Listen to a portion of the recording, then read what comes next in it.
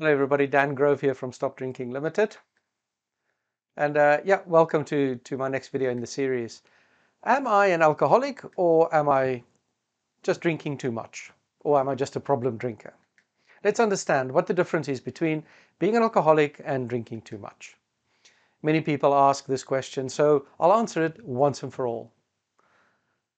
Am I an alcoholic? This drug is so subtle that most problem drinkers are not aware of the precise moment they lost control and became alcohol dependent. There is certainly no point in trying to work out when you change from being a social drinker of poison to an addicted drinker of poison.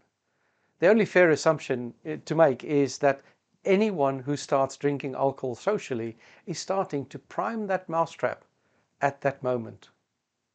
All drinkers are like mice, sitting in front of the mousetrap, nibbling at the cheese, not knowing that the trap can snap closed on them at any time. When they take the first sip, some people will be destroyed by the system, and others will never feel an impact. But the only true way to ensure that you don't get squashed is to never try and grab the cheese and stay well away from the trap in the first place. Everyone who drinks alcohol is in the alcohol loop. All those strangers, friends and colleagues who you wrongly assume are somehow better than you because they can apparently take it or leave it. They're still all just mice blissfully unaware of the danger in the trap. The steel bar may snap close on them this week, next year, in the next 10 years. Or maybe they'll sit there for a lifetime, and they are the lucky ones.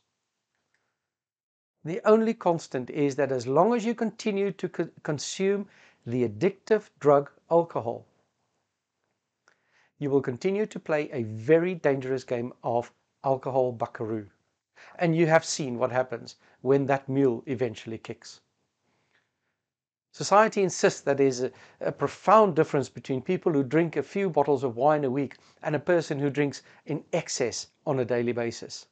The latter are described as suffering from an illness called alcoholism, and they label them as alcoholics, and they're forced by well-meaning support groups to identify themselves by the same derogatory name tag. They're told that they have a condition that is incurable, and they must for the rest of their lives describe themselves as recovering alcoholics. Perhaps this bleak and depressing ritual explains why so many people who turn to organizations such as Alcoholics Anonymous fail to stop drinking. Before you attack me, AA does wonderful work, but it is not the be-all and end-all of alcoholism. I'm certainly not here to down the efforts of this organization or any other method, because for the people who do escape from this loop using the Big Book theory or alcohol cessation, the rewards are truly life-changing, and it is great work that's being done. The reason these methods don't work for most people is because they require their members to use willpower to stop drinking. This is the default weapon for human beings when they identify something in their lives that is not serving them, from trying to lose weight to giving up on an addictive drug. We always assume the best course of action is to force ourselves to stay away from and avoid the thing we crave. The very idea of willpower is an oxymoron. There is actually no power in willpower, and I will cover that in future videos. So please subscribe to this channel and get notified when the next video is released. Drinking alcohol is like juggling with fire sticks. There's a decent chance that you're going to get burned. The difference in this comparison is that when you get burned, you won't be labeled as an incurable fireaholic, would you? I know, let's laugh about it, but you won't get blamed like that or labeled like that. You are more likely to be told that you unfortunately got hurt as a result of playing with a substance that was used in the wrong context. It's dangerous using fire for any other purpose other than cooking or heating. It's just not safe. That is exactly why people scald themselves while playing with fire. Using alcohol for anything other than its chemically defined uses as disinfectant, germicide or fuel is asking for trouble. And yet, when trouble inevitably arrives with the use of this drug, we choose to blame the person and not the substance that actually caused the damage. You're not an alcoholic. You're not weak-willed or suffering from an addictive personality. By the way, there is no such thing as an addictive personality. If that was a thing, why don't you get addicted to all the things that you like? We get addicted to alcohol because it is a highly addictive drug. That's why. But, yeah, I digress. So, you're not weak-willed or any of those things. Over 80% of the Western world consume alcohol, and 80% of those people no longer have control over their use. If you watch the glamour adverts from the latest designs of gin, in rotation across our television screens, you may find it hard to believe. Alcohol appears to be, if not the reason for the party in the first place, at least the life and soul of its success. Alcohol is potentially the most dangerous and deceptive drug on planet Earth. I'll say that again. Alcohol is potentially the most dangerous and deceptive drug on planet Earth. Now, is that overdramatic? As we progress through this journey together, I'll explain why this is not overdramatic and absolutely true. Let me tell you here and now, you're most certainly not alone. Thousands and thousands of people, just like you, lose control of alcohol every day. That one little drink to help them unwind at the end of a busy day, or the quick pint with friends, has turned from like to have to a must have. As with all drink-related problems, this doesn't happen overnight, of course. You don't wake up one morning an alcoholic. Those problems develop slowly over 5 to even 20 years. So slowly that you don't even see them coming. Such is the viciousness, deceptive nature of this drug, that initially there are no negative symptoms to indicate that the beginning of a serious problem. As a matter of fact, for most people, the beginning of a long battle with alcohol will appear to be woven with an array of positive early stage experiences. Problem drinkers may feel lively, confident, carefree when they drink. Eventually they will become known for being able to handle their alcohol. So that is a positive trait to be proud of. Those people are described as party animals or the life and soul of any occasion. So while the chemical is working on your brain, your friends and colleagues are working on your ego. A powerful combination indeed. Many people join the stop drinking journey, not to stop drinking, but rather with the goal of proving to themselves or even to their caring family members and friends who have questioned their drinking that they don't have a problem with alcohol.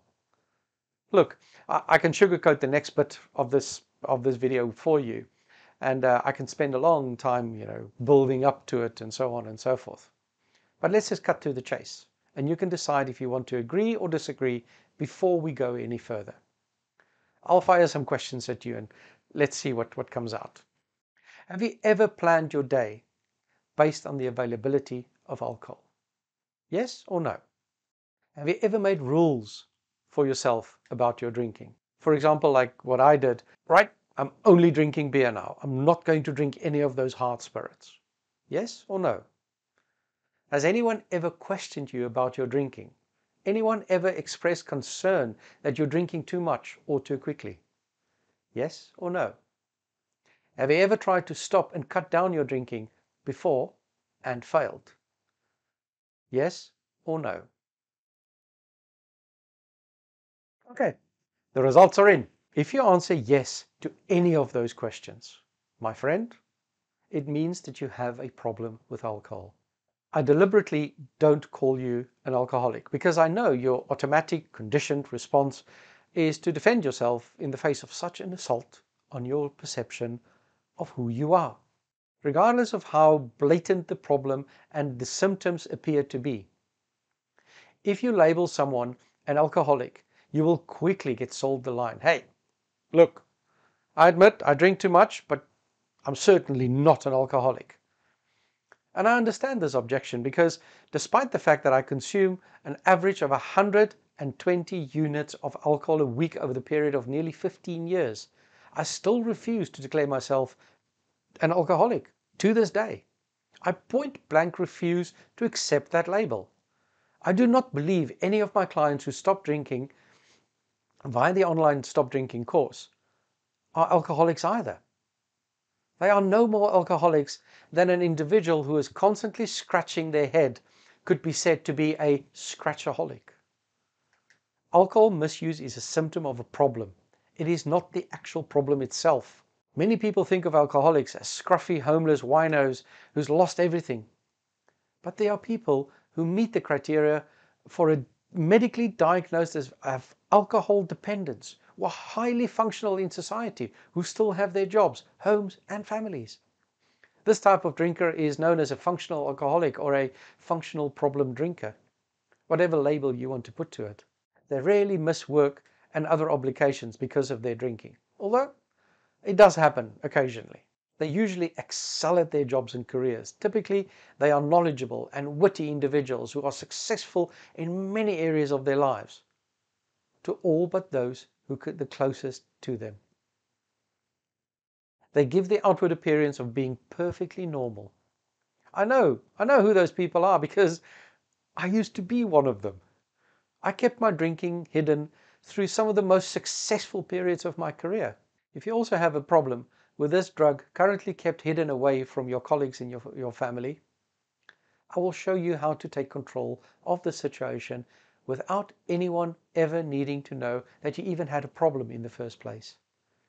If you are interested in learning more about how I stop drinking and stay stopped, I've left a few links in the comment section below where you can join one of our daily online stop drinking sessions for free, and I'll give you my book when you attend. Yeah, for free as well. Or you can, of course, book a call and we can talk about how we can help you to get rid of this evil out of your life. And there's a third link there just of our website, so you can find all the information on there as well. We hold a few sessions a day, per day, so please just pick one that suits you. I also publish 2 videos per week about stopping drinking, so please just bop the subscribe button and the bell if you want to get notified when the next video is released. Listen, I really hope this video helped you, and I hope to speak to you again soon. See you then. Bye-bye.